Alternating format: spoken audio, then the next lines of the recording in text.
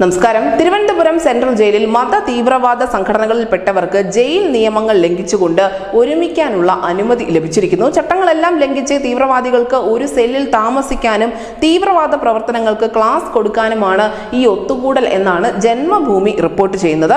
Jail ചട്ടങ്ങൾ ലംഘിച്ച് റംസാൻ നോമ്പിനോടനുബന്ധിച്ച് മുസ്ലിം തടവുകാരെ 32 ദിവസം ഒരേ ബ്ലോക്കിൽ തന്നെ താമസിപ്പിക്കാൻ ഉള്ള ഒരു അനുമതി ജയിൽ അധികൃതർ നൽകിയിരുന്നു. കൊടും ക്രിമിനലുകളായ കെവിൻ കൊലക്കേസ് പ്രതികൾ, മറ്റു കൊലക്കേസ് പ്രതികളായ SDPIക്കാർ, NIA അന്വേഷണത്തിലുള്ള ആലപ്പുഴ രഞ്ജിത്ത് ശ്രീനിവാസൻ വധക്കേസിൽ ശിക്ഷിക്കപ്പെട്ടവർ ഉൾപ്പെടെ തീവ്രവാദികളായ 84 പേരെയാണ് ഒരേ ബ്ലോക്കിൽ പാർക്കാനുള്ള അനുമതി നൽകിയത്. പ്രത്യേക റേഷൻ, ഓരോരുത്തർക്കും 1200 രൂപ വീതം ക്യാൻറ്റീൻ ചെലവ്, അനധികൃതമായി 10,400 രൂപയുടെ പഴങ്ങളും വിശിഷ്ട പാനീയങ്ങളും തുടങ്ങിയവ ജയിൽ ജീവനക്കാരുടെ അസോസിയേഷൻ നടത്തുന്ന ക്യാൻറ്റീൻ മുഖാന്തരം ഇവർക്ക് നൽകുകയും ചെയ്തിട്ടുണ്ട്. ജയിലിനുള്ളിൽ തന്നെ ഈ മത തീവ്രവാദികൾ സംഘടിച്ചതോടുകൂടി സാധാരണക്കാരായ തടവുകാർ വലിയ ഭയപ്പാടിലാണ്. മുൻവർഷങ്ങളിലൊന്നും നോമ്പെടുക്കുമ്പോൾ ഇത്തരത്തിലുള്ള പ്രത്യേകമായ ഒരു പരിഗണനയൊന്നും ആർക്കും നൽകിയിരുന്നില്ല.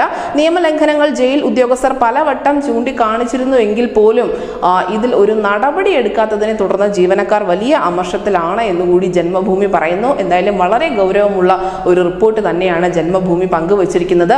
ഇതിന്റെ കൂടുതൽ വിശദാംശങ്ങൾ അല്ലെങ്കിൽ ഇനി അന്വേഷണം ഏത് വഴിക്ക് മുന്നോട്ട് പോകും തുടങ്ങിയ കാര്യങ്ങളൊക്കെയും വരും ദിവസങ്ങളിൽ അറിയാൻ സാധിക്കും.